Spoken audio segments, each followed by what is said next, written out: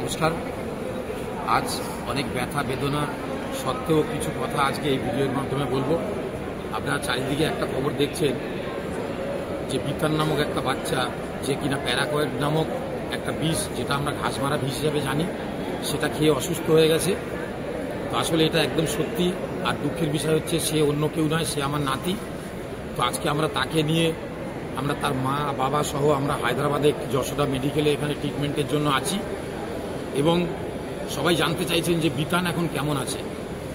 তো বিতান, সবাইকে বলবো এটাই যে বিতান এখন অনেকটা রিকভারির দিকে এগিয়ে এসেছে এবং খুব তাড়াতাড়ি ডাক্তাররা তার যে সেই লাংস প্রতিস্থাপন, সেই লাংস যে প্রতিস্থাপনের যে প্রক্রিয়া খুব তাড়াতাড়ি তারা শুরু করবে। এবং আমরা দেখছি চারিদিকে আমাদের গ্রাম থেকে নিয়ে শহর প্রচুর মায়েরা, সবার সাথে সাথে সব ছেলেদের সাথে সাথে প্রচুর মায়েরা এই বিতানের চিকিৎসার জন্য অর্থ সংগ্রহ করছে। এবং প্রচুর মায়েরা আছে যারা তাদের 1 মাসের লক্ষ্মীর ভাণ্ডার দিয়ে দিয়েছে এই বিতানের চিকিৎসার জন্য।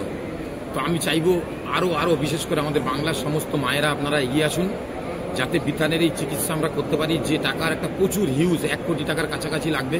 তো আমার মনে হয় আপনারা সবাই এগিয়ে আসলে, বা সমস্ত সহৃদয় ব্যক্তি বা কোনো সংস্থা যদি এগিয়ে আসেন, তাহলে আমাদের পক্ষে বিতানকে সুস্থভাবে ফিরিয়ে নিয়ে গিয়ে এই লক্ষ লক্ষ মানুষের যে অপেক্ষার সমাপ্তি আমরা ঘটাতে পারবো। একটা মায়ের কোলে সন্তান থাকা যে কত আনন্দের, তা সমস্ত মায়েরাই জানে।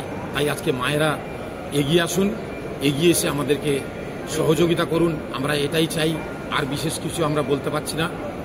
আপনারা যেভাবে পারেন সহযোগিতা করুন, আর এই ভিডিওটাকে ভীষণভাবে শেয়ার করবেন, যাতে সমস্ত মানুষের কাছে পৌঁছে যায় আজকে এই ভিডিও, আর আমরা যেন সহযোগিতা পাই।